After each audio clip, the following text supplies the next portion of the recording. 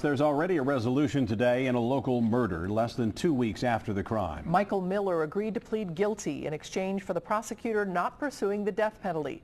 Miller killed Carol Boyd in her Fairfield home on April 18th.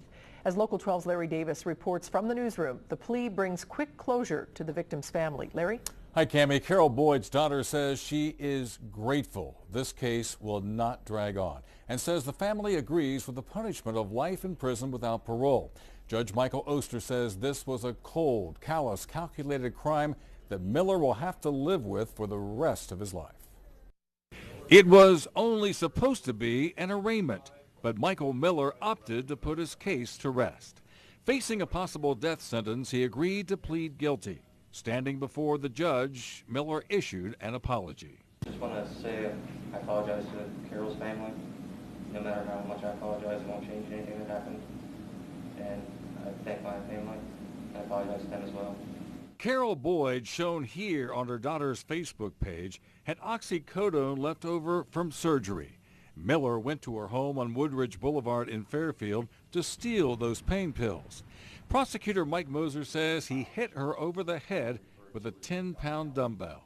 Struck her about the head twice, severely injuring Carol Boyd, causing deep lacerations twice to her skull. Moser says Miller also cut Boyd's wrist with a razor blade to make it look like a suicide.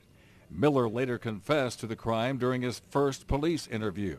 Less than 2 weeks later, the case is closed. There was not a rush to judgment. It resulted in judgment. Outside the courtroom, LaToya Henderson paid tribute to her mother, Carol Boyd. We had a future. We had plans.